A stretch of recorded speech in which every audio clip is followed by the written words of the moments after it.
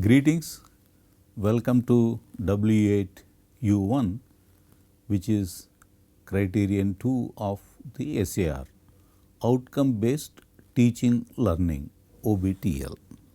In the last unit, we completed the discussion of criterion 1, outcome based curriculum.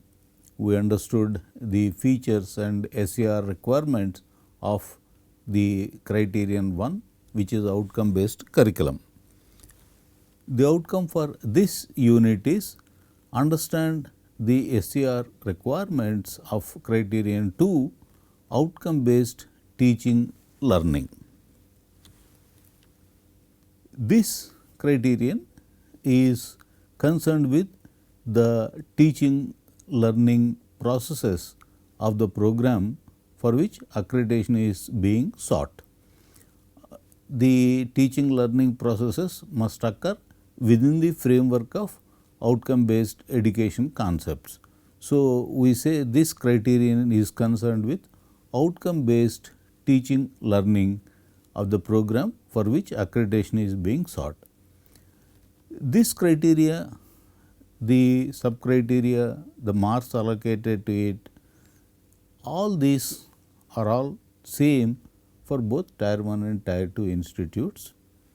However, as I mentioned earlier with respect to criterion 1 also, you must keep looking at the NBA website updates for the latest information regarding evaluation guidelines, particularly for tier 2 institutes.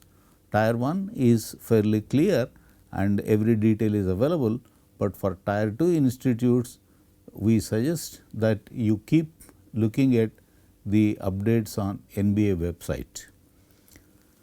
So, in this unit, we will not distinguish between tier 1 and tier 2 while discussing this particular criterion. However, we repeat, please keep checking the NBA website for evaluation guidelines for tier 2 institutes. The sub criteria and allocation of marks, total marks are allocated 120, same for both tier 1 and tier 2 institutes. There are 8 sub criteria. So, the sub criteria and marks allocated to them are as shown below.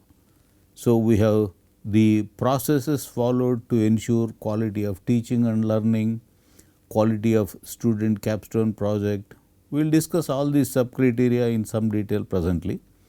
Internship, industrial training, seminar and mini micro projects, case studies and real life examples, SWAYAM, NPTEL, MOOCs, self learning, solving complex engineering problems incorporating sustainability goals. This has been discussed in the earlier units on the basic concepts of outcome based education also. Steps taken for enhancing industry institute partnership. So, you can see all these sub criteria are related to the teaching learning processes occurring within the outcome based education framework. So, the first sub criterion is concerned with quality of teaching and learning. So, what are the processes followed to ensure quality of teaching and learning? There are 20 marks which are allocated, and some of the criteria that are used to ensure that the quality of teaching and learning is maintained, they are listed below, but these are not exhaustive. There can be other considerations in ensuring quality of teaching and learning, but these are the basic ones. What are the guidelines? Adherence to academic calendar, the first one. Instruction methods using pedagogical initiatives such as real world examples, collaborative learning, quality of laboratory experience with regard to conducting experiments, recording observations, analysis of data, then encouraging fast learners, assisting slow learners, etc. These we will discuss again in a later criterion, but these are some of the guidelines for ensuring quality of teaching and learning. Any institute generally has an academic calendar, that is quite common. The academic calendar could be created by its own internal mechanisms, or the institute might be following the calendar given by the university. So, the existence of an academic calendar is fairly certain, but what we must show is that the department is adhering to such an academic calendar. So, the department must have records showing compliance to such a calendar. The record must show that the academic events which are shown in the academic calendar are taking place as shown in the calendar. For example, if the academic calendar indicates that on a particular date the internal tests have to commence and on a particular date the internal tests have to be completed, then there must be a record to show that the tests did start on the specified date and did end on the indicated date. It is quite possible that sometimes we are not able to stick to the academic calendar for a variety of reasons, totally unexpected reasons beyond our control. There is no problem, but such deviations must be recorded, the reasons must be recorded, and the corrective actions taken by the institute to resynchronize with the academic calendar also must be recorded. So, adherence to the academic calendar means that just not having an academic calendar, but following it in its true spirit. So, documentary evidence must be available for all the deviations from the academic calendar and corrective actions taken. Similarly, documentary evidence must be available for every pedagogical initiative claimed by the department. If the department claims that it is following a project based approach to instruction in one module, then there must be a documentary evidence to indicate that such an approach was indeed followed. It could be in the form of the lesson plans, teaching diaries, or some kind of a video recording when the actual event was happening. It could be or feedback from the students, but some evidence is required. Whenever the department makes a claim regarding any pedagogical initiative, there must be evidence to support that claim, documentary evidence to support that claim. Lesson plans, teaching diaries, they all must show evidence of the initiatives being planned and implemented. Even planning, it must be there. Written procedures must be available for identifying weak and bright students. Many institutes have a very informal mechanism for identifying the weak students particularly. Like if the marks in the first internal test are less than certain percentage, they are considered as weak students.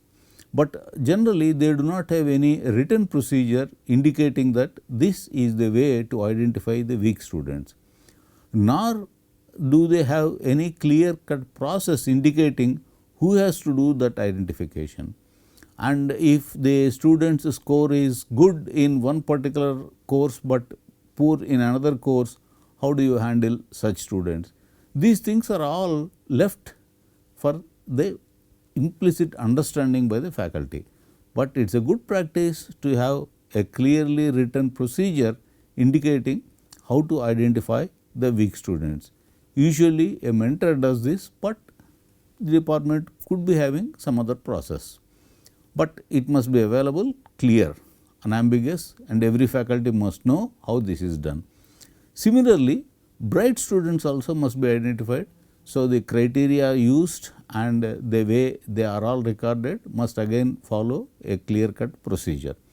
So, you must have mechanisms for identifying weak students as well as bright students, and there must be an evidence that you are following this particular procedure to identify the weak and bright students.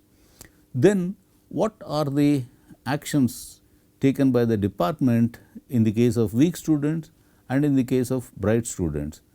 These also must be recorded. There must be evidence of these actions.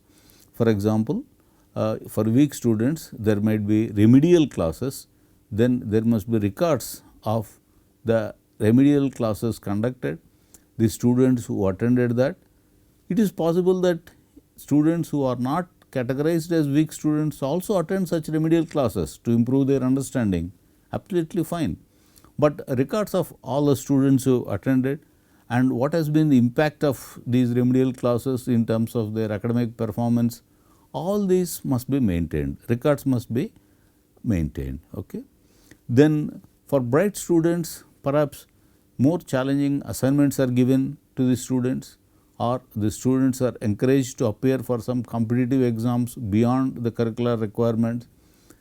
It is absolutely fine to take all these initiatives, but there must be records, documentary evidence of all these initiatives which are taken. Okay. And for any such remedial actions that are planned, there must be records of the impact analysis done. How far these remedial classes have helped the weak students to overcome their academic difficulties and improve their academic performance, and what has been the students' perception regarding these remedial classes. So, some kind of an impact analysis must be done and a record of that analysis must be available, and based on that analysis, perhaps the way the remedial classes are organized and conducted might slightly be changed. So, what are the actions taken based on the analysis of the impact of these activities? They all must be available.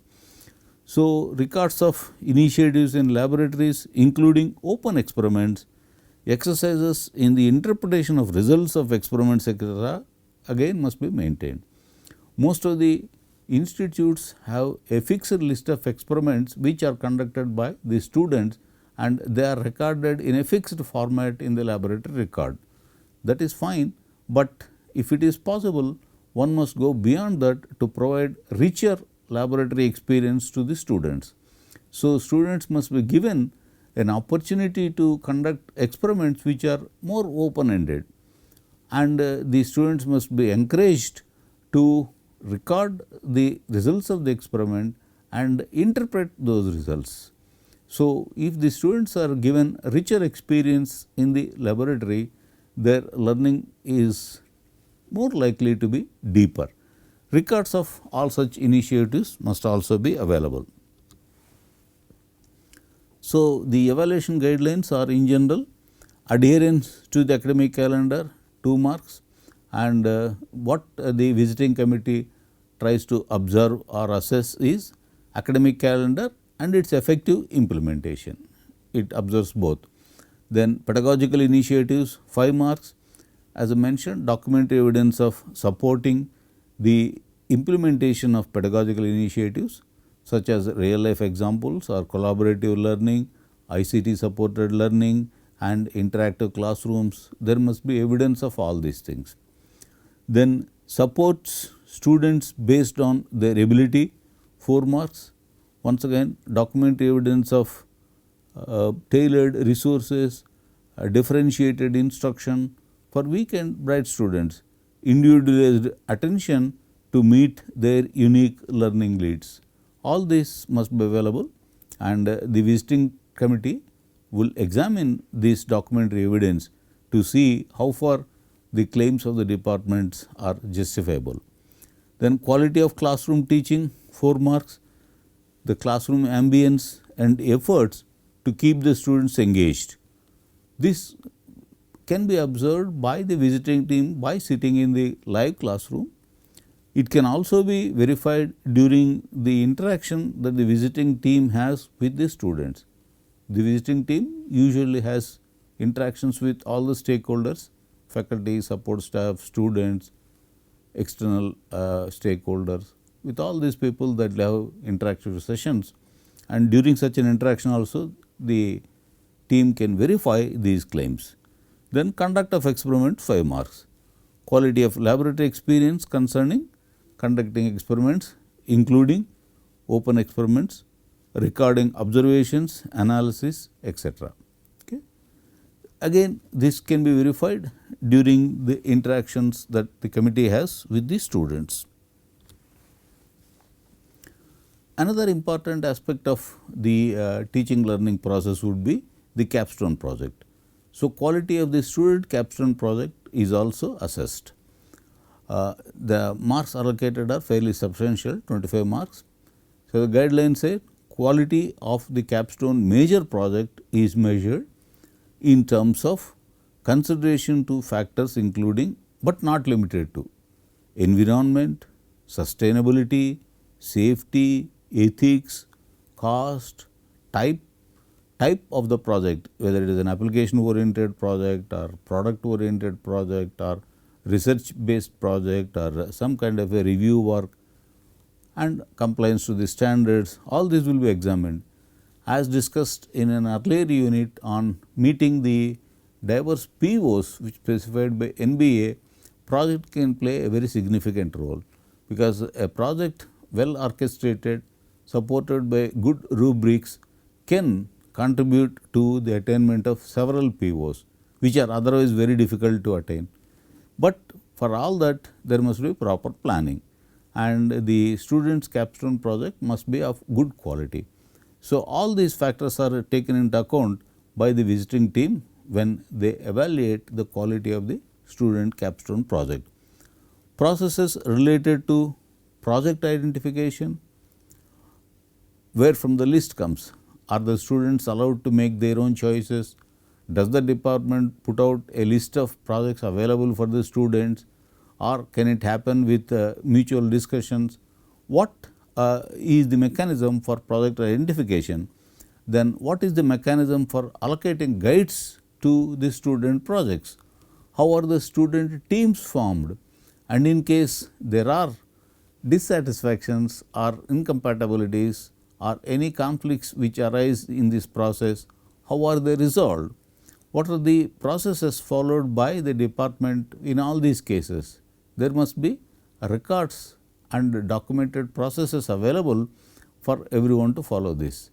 We cannot rely on implicit or informal understanding of the processes.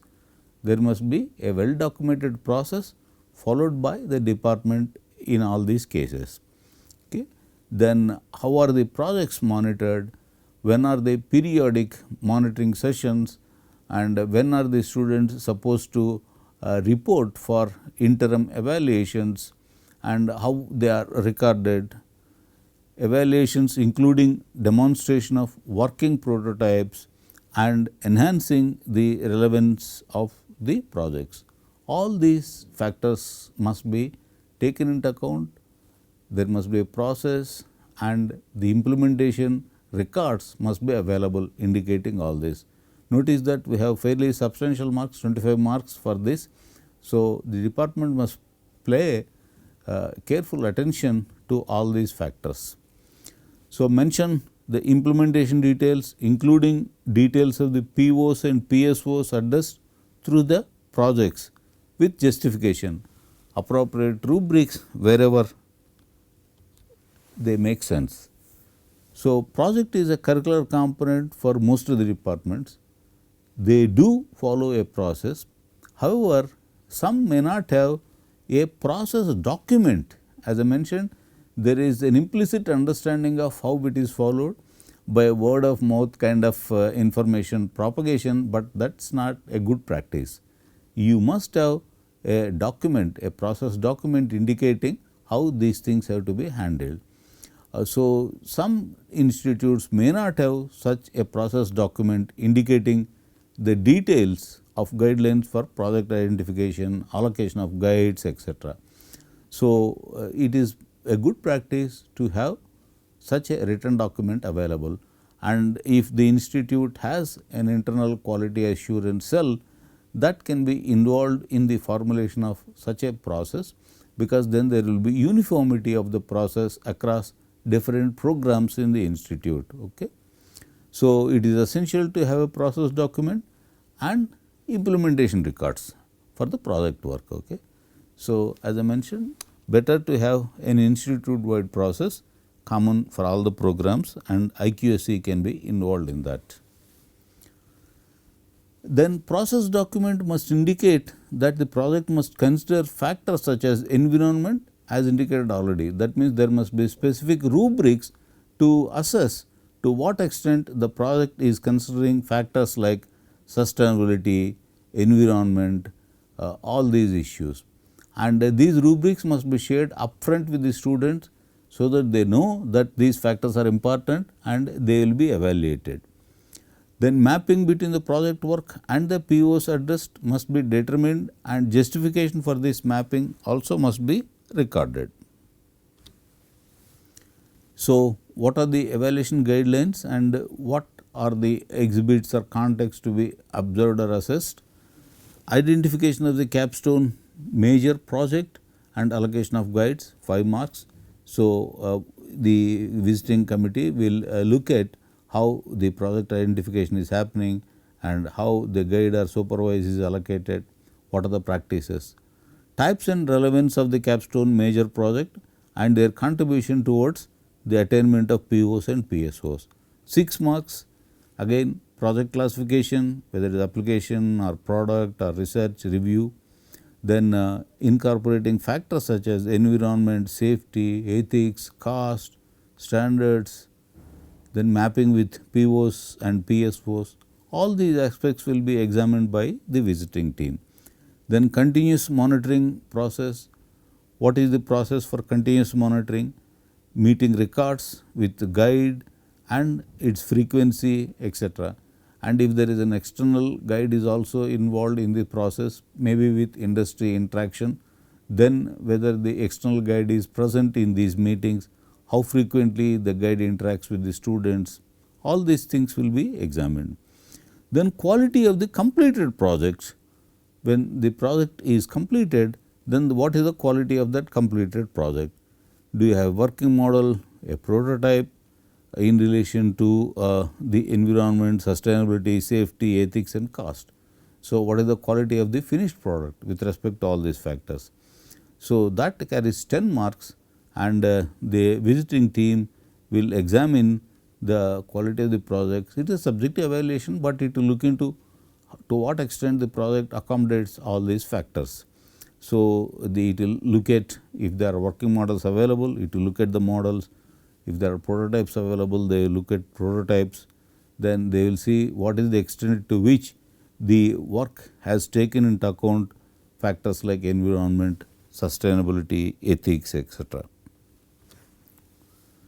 Then internship and industrial training, another important one. Given the present AICTE guidelines, internship is mandatory for all the students. So, today the scenario is much better in the sense that many of the institutes are supporting internship to the students. There are 10 marks which are allocated for that. So, we must describe the process by which the internship happens or industrial training happens. What is the duration for which the internship happens, and if it happens in 2-3 slots, like during the first year vacation, second year vacation, third year vacation, like that. So, and for how much period, how many weeks, so duration. Then which are the POs and PSOs addressed by these activities, internship and industrial training, and that mapping must be justified, and there must be rubrics to evaluate the extent to which the POs and PSOs are attained because of these activities. Compliance to regulations of statutory bodies, AICTE, university, etc. Then the entire documentation. So, the evaluation guidelines in process of internship, industrial training for students 3 marks, then mapping of industrial training internship with POs and PSOs 4 marks. When we say mapping, it is mapping with justification. Merely saying that this gets mapped to PO7 is not adequate. You must justify why that mapping holds good, and you must have records showing that that mapping has been used to determine the attainment of that particular PO. Student feedback on training, internship and its analysis. So, 3 marks for that. The visiting committee will examine the documentary evidence for all this. And there is a general guideline that the training period must not be less than 2 weeks for the internship or industrial training.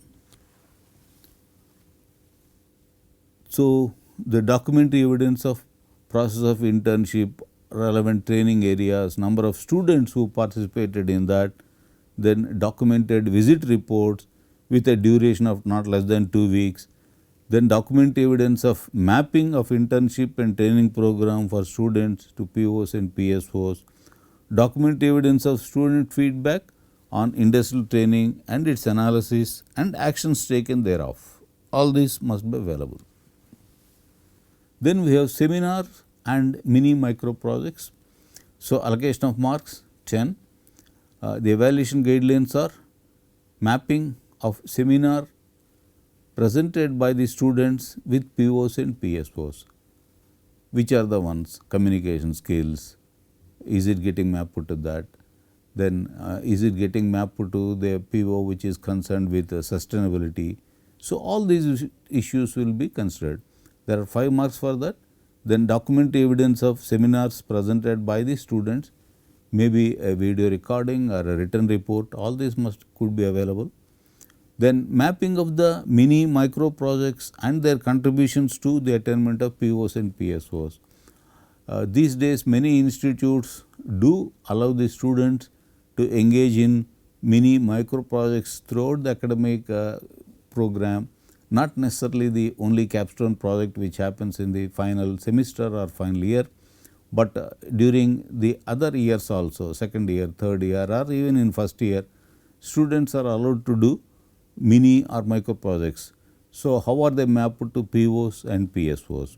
What is the documentary evidence available for this, and how is the mapping done with POs and PSOs? All this will be examined. Then case studies and real life examples, again an extremely important mechanism to ensure the quality of the teaching learning processes. 10 marks are allocated for this.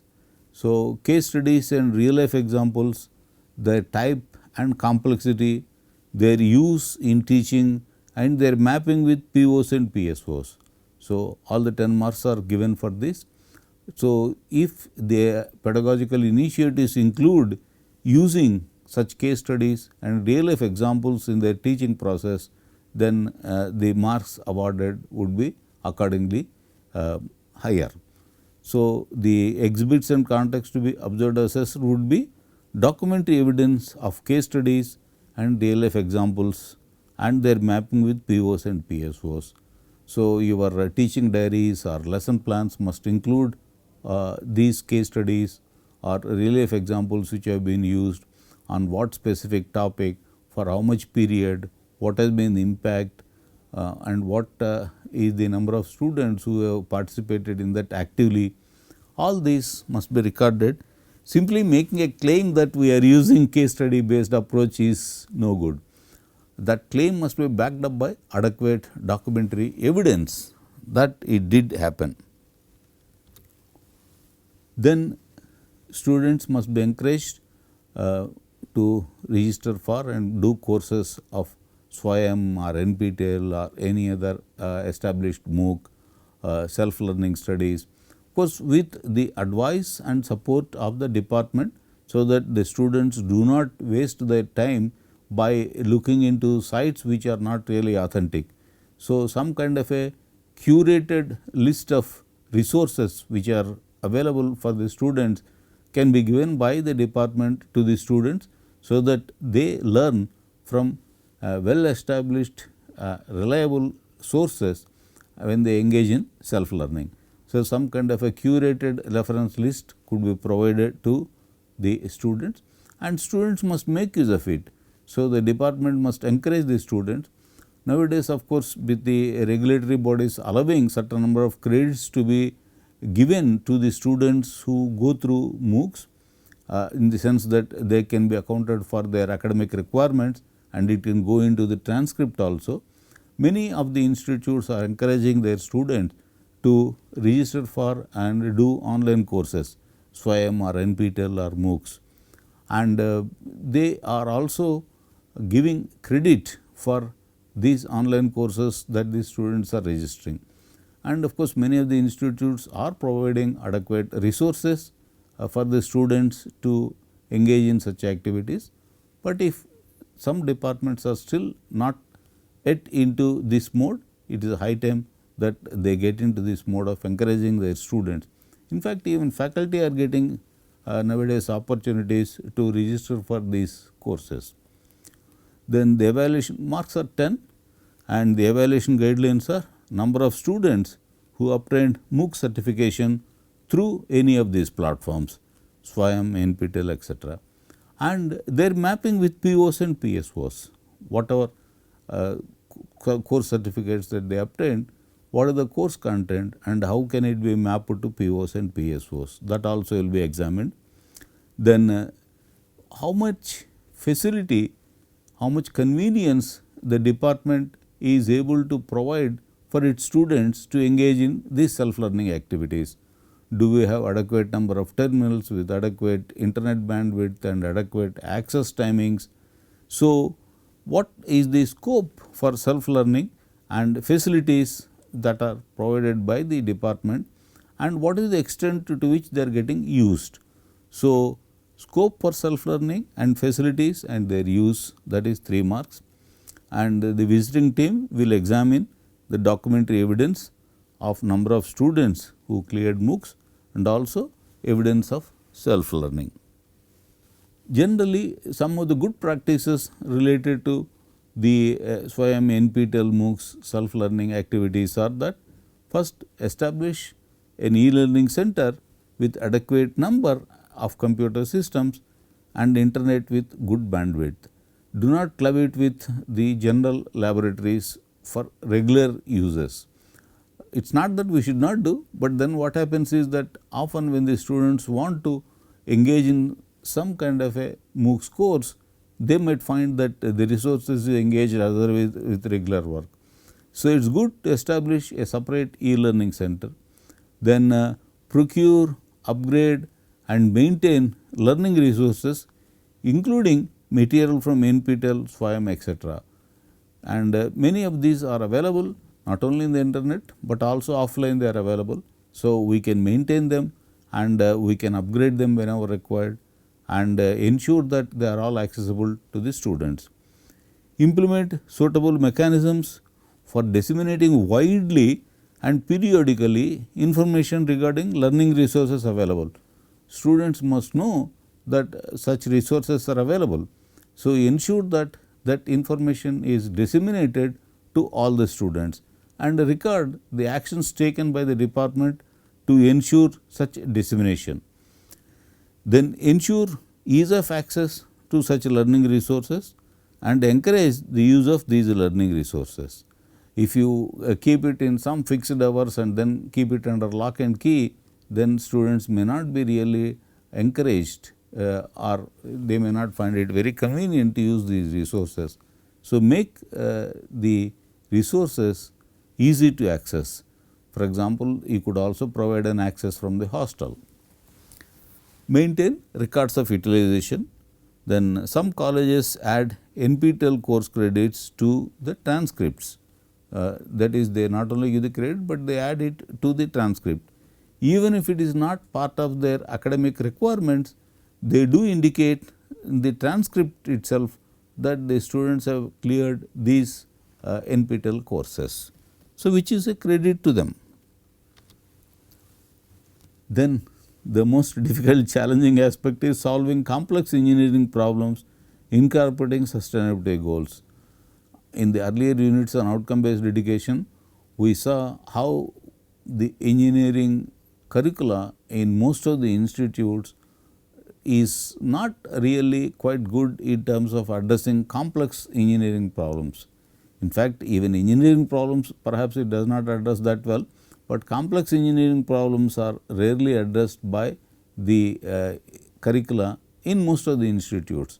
Yes, some institutes have taken initiatives to bring in the complex engineering problems domain into the students' experience, but in general they are not really familiar with complex engineering problems. So, what are the initiatives taken by the department in terms of enabling the students to solve complex engineering problems? And they must incorporate sustainability goals. 20 marks are allocated for that. Then the guidelines are provide details of core courses, project based learning, problem based learning, mini projects, integrated design projects, capstone projects, hackathon or any other activity based learning towards solving complex engineering problems targeting relevant sustainability development goals. So, approaches like project based learning etc. are discussed in more detail in a related NPTEL course, Instruction for Good Learning.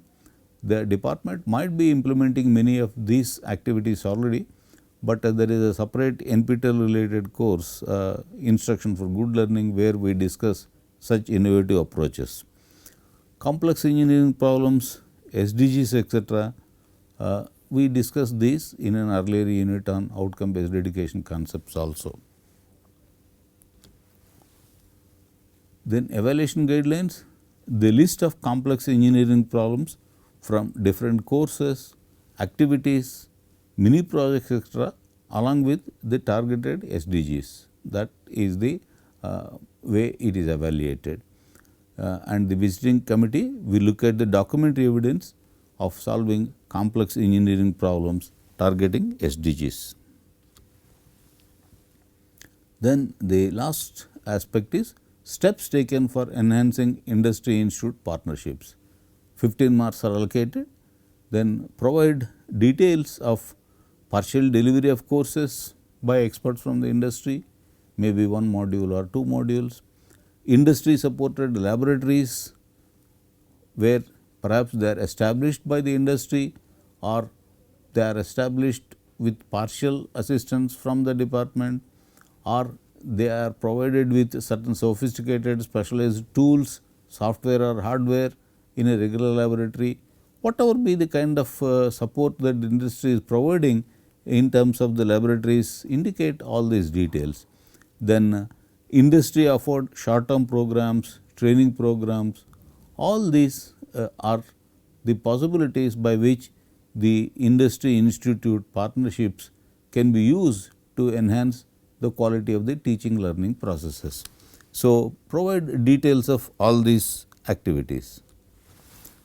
So, provide them in the form of these tables, and the evaluation guidelines will be what kind of industry involvement in the partial delivery of any regular courses. 5 marks are there, then document evidence is examined. Industry offered courses or short term training programs, 4 marks, again document evidence is examined. Industry supported laboratories in whatever form, whatever be the extent, that will be evaluated. There are 3 marks. So, what are the types of industries, what are the types of labs, what are the objectives for which this assistance is being provided, then how are they being used, that is the utilization, and how effective these are in terms of promoting the learning of the students. All these are examined by the visiting team. Impact analysis and actions taken thereof. Any such actions taken, we must do an impact analysis. What has been the impact on the students' learning quality? Maybe from a kind of a feedback or from a survey or from other mechanisms, one must understand what has been the impact of these activities, and that data can be used to plan further improvements to these activities. So, what is the analysis and what are the actions taken based on that analysis? How the department is proposing to increase the effectiveness of these initiatives? All these will be examined. So, quite a large number of steps are available for enhancing the quality of teaching learning processes within the outcome based education framework. So, the criterion 2 looks at all these aspects, that is outcome based teaching learning processes, OBTL processes. Okay. That completes our discussion of W8U1, and in the next unit W8U2 we will understand the SCR requirements of criterion 3, which is outcome based assessment. So, we have looked at outcome based curriculum, then we have looked at outcome based teaching learning. Now, we look at outcome based assessment in the next unit. Thank you. We will meet again in the next unit.